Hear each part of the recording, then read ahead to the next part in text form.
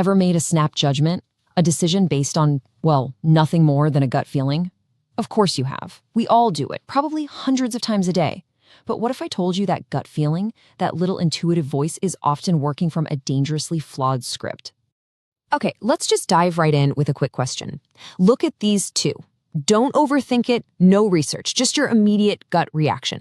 Which one feels safer? Got it? Just hold on to that feeling. We're going to come back to it. Because what's happening in your brain right now, that's the key to this whole thing. See that feeling you just had? It wasn't random. It was your brain's secret lightning-fast calculator at work.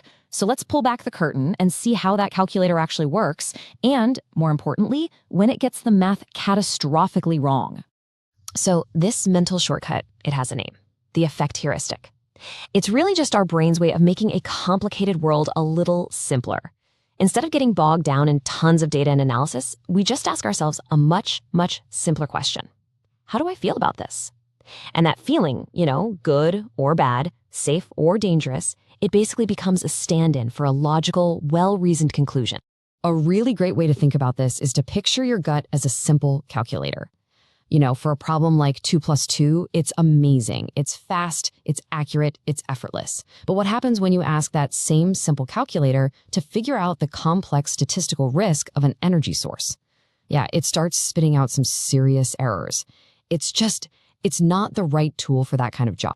Psychologists like Daniel Kahneman talk about this in terms of two systems of thinking. You've got system one, that's the gut. It's fast, automatic, totally emotional. It's where the affect heuristic lives and breathes. Then you have system two. That's your conscious, analytical brain. It's slow, it's deliberate, it takes real effort to use. The problem? System one is almost always in the driver's seat. So you can almost picture system one's process like this. Your feelings about something, a person, a company, an idea, they act like a super simple traffic light. If it feels good, your brain flashes a green light. Go, this is good, it's safe. But if it feels bad, you get a blaring red light. Stop, danger, this is risky. And we see that light and we just go. We almost never stop to actually check the map to see if reality matches the signal. And this isn't just some harmless little shortcut either. These emotional signals are actively warping our perception of reality. So let's get into exactly how our feelings can twist the facts. This right here, this is the absolute core of it.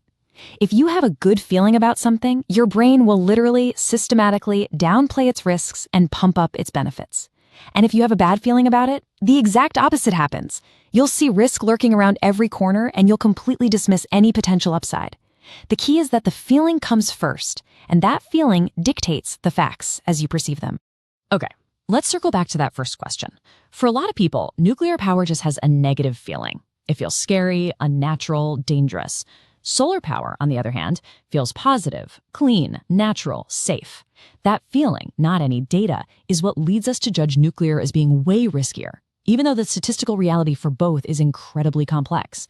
Our gut calculator just sees scary and gives us a simple answer, which happens to be the wrong one.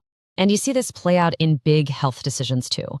Think about it. A vaccine injection is a concrete thing. It's immediate, it's personal, sometimes it's a little unpleasant. That creates a small negative feeling. The disease it prevents, though, that's an abstract statistical threat somewhere off in the future.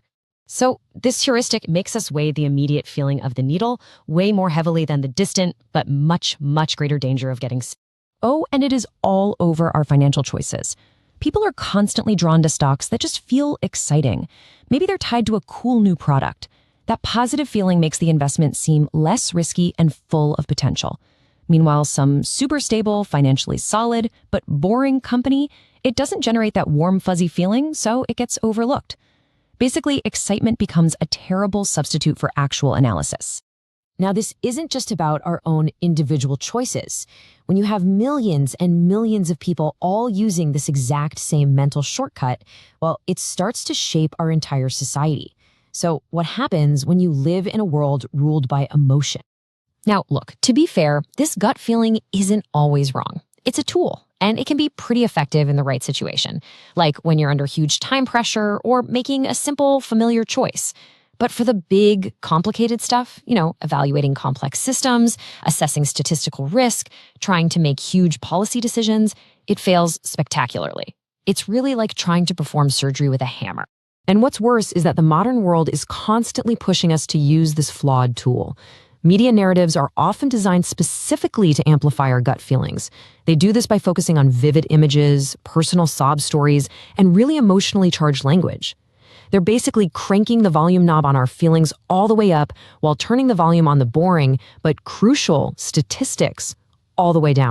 And of course, this is an incredible gift for advertisers and political strategists. They know this works. Their entire goal is to exploit this heuristic by painting their product or their candidate with a good feeling and their competitor with a bad one. They want to give you that green or red traffic light before your analytical brain even has a chance to get out of first gear.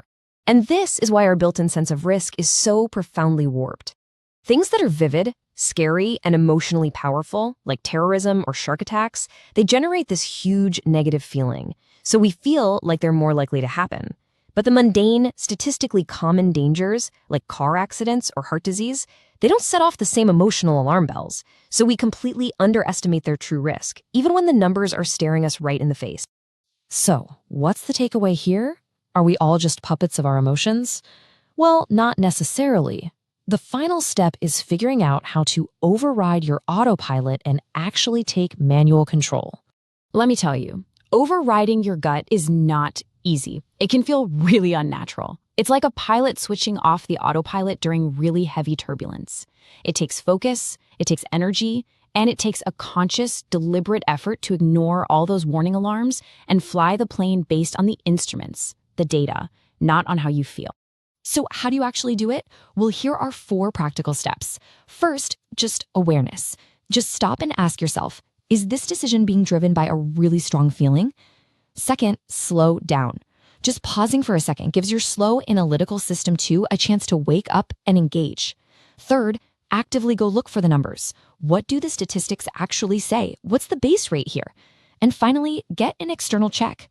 Ask someone who isn't as emotionally invested as you are what they think. You know, this quote really just synthesizes the entire idea perfectly.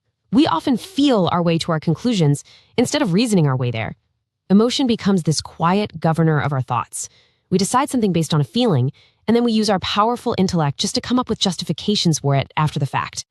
So let's end right where we started, that gut feeling. It's a powerful tool, and it's useful for navigating the simple, everyday parts of life. But for everything else, for the big stuff, the crucial question you have to start asking yourself is this. The next time you get that powerful pull, that strong intuition, are you just going to trust the autopilot, or are you going to take a moment and check the